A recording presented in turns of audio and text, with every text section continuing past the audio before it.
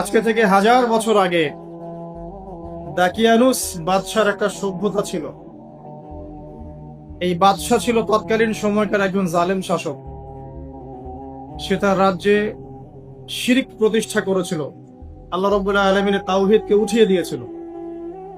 সে তার রাজ্যে নবী সাল্লাল্লাহু আলাইহি ওয়াসাল্লাম, তৎকালীন সময়কার যে নবী আলাইহিস সালাম, তার সুন্নাহকে উঠিয়ে দিয়ে নিজের মন গড়া আদর্শ বাস্তবায়ন করেছিল দাকিয়ানুস বাদশাহ। তো সেই বাদশার অধীনে থাকা 8 জন বা 9 জন উচ্চ পদস্থ কর্মকর্তার সন্তানকে আল্লাহ পাক হেদায়েত দান করেন, এবং তারাই ইতিহাসে আসহাবুল কাহফ হিসেবে পরিচিত আছেন। এই 7 জন বা 9 জন যুবক উচ্চ পদস্থ কর্মকর্তার সন্তান ছিলেন। তারা তাওহীদকে চিনতে শিখলেন, আল্লাহ রাব্বুল আলামিনকে চিনতে শিখলেন, শিরকের সাথে তাওহীদের আপোষ করলেন না, সুন্নতের সাথে চলমান জাহিলিয়াতের আপোষ করলেন না। এর ফলশ্রুতিতে তাদের উপর নির্যাতন নেমে আসলো। রাজা তাদেরকে 3 দিন সময় দিলেন। 3 দিনের মধ্যে যদি তোমরা তোমাদের ধর্ম ত্যাগ না করেছো, তাহলে তোমাদেরকে মৃত্যুদণ্ড দেওয়া হবে। তো সেই 7 জন বা 9 জন যুবক ওই রাষ্ট্রের মধ্যে কোনো অরাজকতা সৃষ্টি করলো না, বরং তারা সাইলেন্টলি সেই রাষ্ট্র থেকে চলে গেল।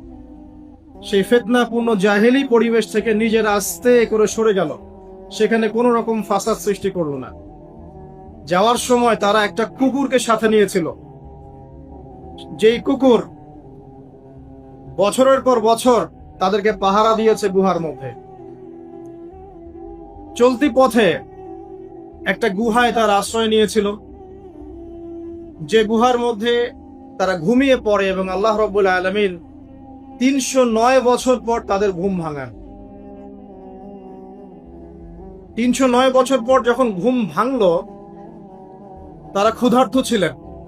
একে অপরকে জিজ্ঞাসা করছিলেন যে কেম লাবিসতুম, তোমরা কতদিন ঘুমিয়েছো? একজন বলছিল লাবিসনা ইয়াওমান আও বা'দা ইয়াওম, আমরা হয় একদিন ঘুমিয়েছি বা একদিনের কিছু অংশ ঘুমিয়েছি।